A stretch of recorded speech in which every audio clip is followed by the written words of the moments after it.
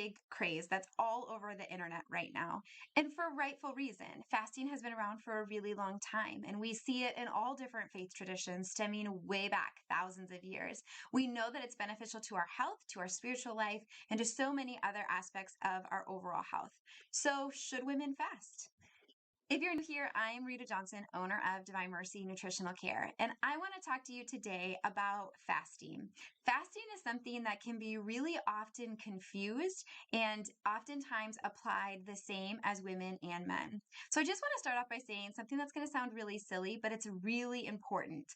Women are not just small men. We are physiologically very different from men. And because of that, sometimes if we're recommended to do something like fasting, we really have to be intentional about things that a man never has to think about.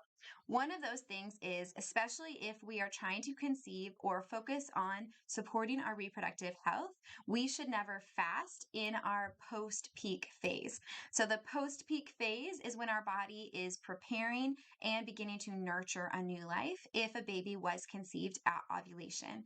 So during this time, it's really not advisable to fast, especially if you could potentially be pregnant. Now, I do want to differentiate from a spiritual fasting versus a fast like intermittent fasting or something that you're doing to help support weight loss or to support your cellular health, really getting that deep detoxification. Spiritual fasting, obviously, there's times that we're not in control of when we are asked to fast and pray. A good example of this is for most Christians on Good Friday, they are going to intentionally fast at that time. So even if you are in this post-ovulatory time, I still invite you and welcome you to fast and join the church in that very beautiful spiritual practice. However, if you were every month, every week, incorporating intermittent fasting, which is where we restrict our eating hours, then I do want you to be intentional about not doing that as strictly during your post-ovulatory time.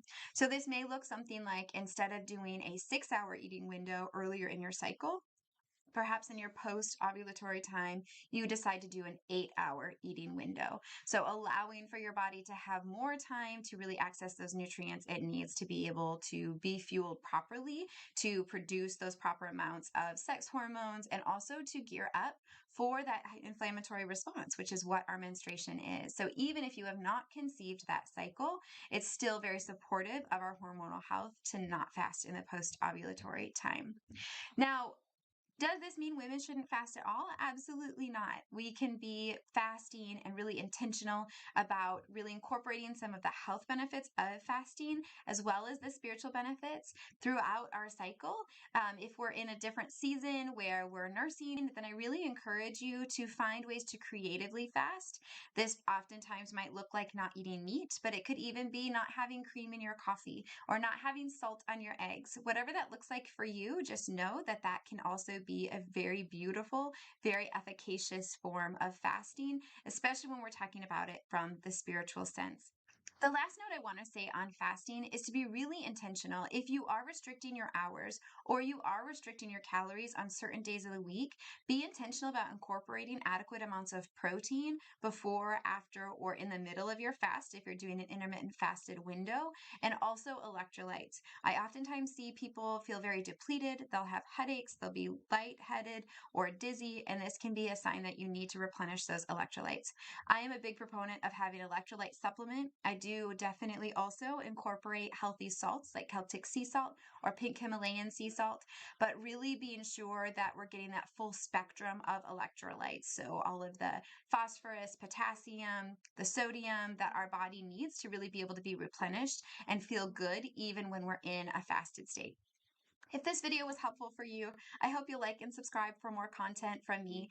I also have a book that I would love to give you, 5 reasons that you might know it's time to break up with your doctor. And it also gives you next steps on where to go if you have decided to make the leap and go to a different practitioner.